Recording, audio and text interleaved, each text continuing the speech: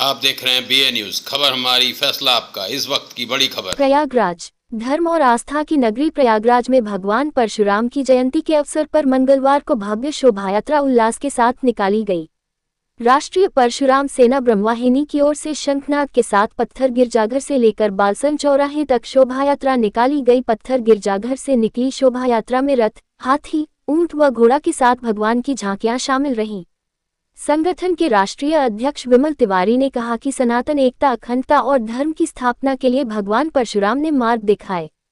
वहीं पहलगांव में जिस तरह आतंकवादियों के द्वारा निर्दोष लोगों की हत्या की गई, हमारी सेना तैयार है, केवल आदेश की जरूरत है, हम पाकिस्तान को मुंहतोड़ जवाब देंगे।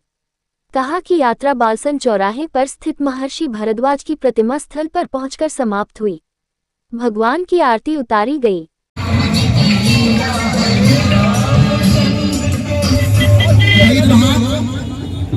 डमरू बजाते हुए बाबा के दरबार में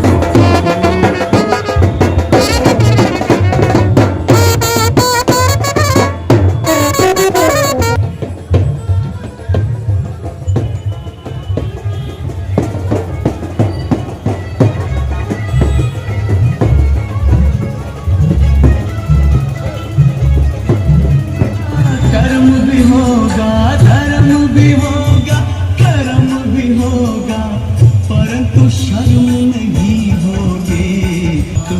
मात पिता को बात पे मात पिता को बेटा आंख दिखा।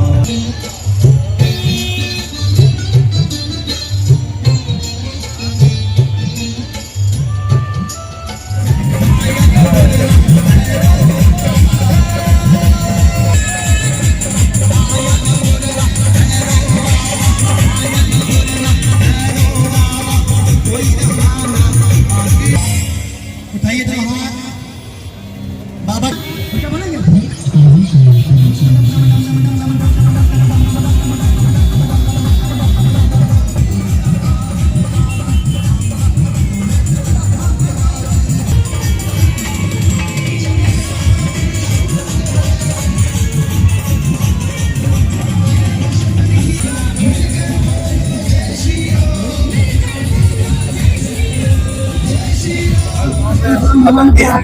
आज हमारा देश सर से झुक चुका है। पाकिस्तान जो हालात रखी है, वो देश की हर जनता ये विश्वास से कहना चाहे उनको भुखमरी कगार पे ला दे और पाकिस्तान को हिंदुस्तान में जोड़ दे। पाकिस्तान को पाकिस्तान में रहने मत दिया जाए, इनका भूख प्यास पानी मिटा दिया जाए और इनको पूरे हिंदुस्तान से भगा दिया जाए। मैं राजेश चौरसिया आज परशुराम दिवस के अवसर पर ये कहना चाहूंगा, हर सनातन धर्म का खून खोल रहा है कि ऐसा जघन्य अपराध जो हुआ, ये देश के लिए सबसे भयानक कांड हुआ, ऐसा कांड नहीं होना चाहिए। हम लोग आज के दिन संकल्प लेते हैं कि भारतवर्ष का एक एक बच्चा इस बात को दुखी मनाता है। हमारे देश के प्रधानमंत्री जो काम कर रहे हैं वो देश के लिए बहुत ही अच्छा काम करेंगे और करके दिखलाएंगे, कहने वाली बात नहीं है। मुख्यमंत्री जी भी एक आश्वासन दे रहे हैं, लेकिन वो करके दिखलाएंगे। वो भी पाकिस्तान में जा चुके हैं और पाकिस्तान के नागरिकों को भगाने का पूरा काम करेंगे। हमारी सेना मुंह तोड़ जवाब देगी, यह मेरा पूरा विश्वास है। और राजेश चौरसिया, ये रोड व्यापार नेता। आज परशुराम जयंती पे मैं सभी अपने विप्र भाइयों को बहुत बहुत शुभकामनाएं और बधाई देता हूं।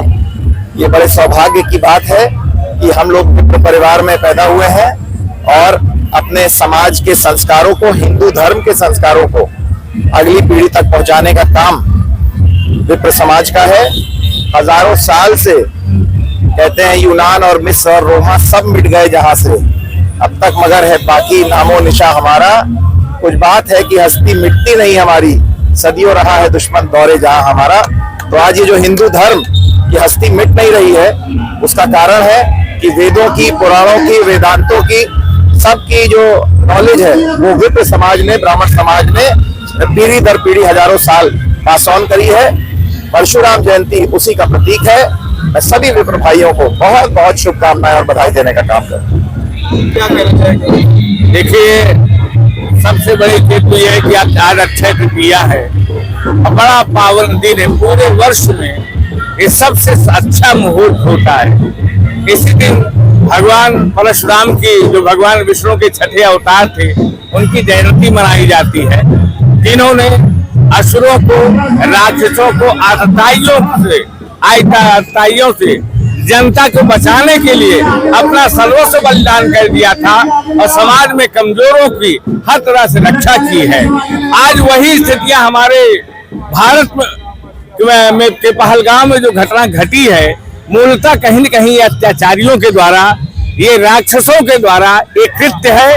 आज हम परशुराम जयंती पर समस्त ब्राह्मणों का ये अनुरोध है कि भगवान परशुराम न्याय के लिए, धर्म के लिए, समाज के लिए, भारत को बचाने के लिए जिस तरह से उन्होंने आतताइयों का वध किया था, उसी प्रकार से हमारी सरकार, हमारे हिंदू लोग, हमारे सनातन धर्मी लोग पाकिस्तान को खंड खंड करके अपना जो बहुत पहले से जो हमारा पीओके गौरव है, जो पाकिस्तान ऑक्युपाइड कश्मीर जो भारत का गौरव है, जो गलती से लुटेरों ने ले लिया था, आज वो समय आ गया है कि हमारी भारत सरकार किसी भी स्तर पर नेस्तनाबूद से मिटाएं आतंकवादियों को, पाकिस्तान को खंड खंड करें। साथ ही साथ हमारे पीओके जो हमारा ही क्षेत्र है, जिसको कब्जा लिया गया है लुटेरों के द्वारा, उसको लेकर के सरकार लेगी।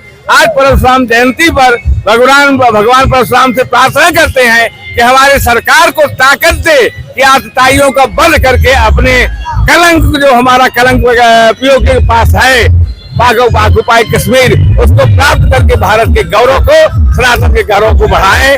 जय हिंद, जय भारत, जय भगवान परशुराम। पहलगाम में जो घटना हुई है, राष्ट्रीय परशुराम सेना लगातार उनके प्रति सच्ची श्रद्धांजलि देती आई है और ये राष्ट्रीय परशुराम सेना का 8वां वर्ष है भगवान परशुराम की शोभा यात्रा।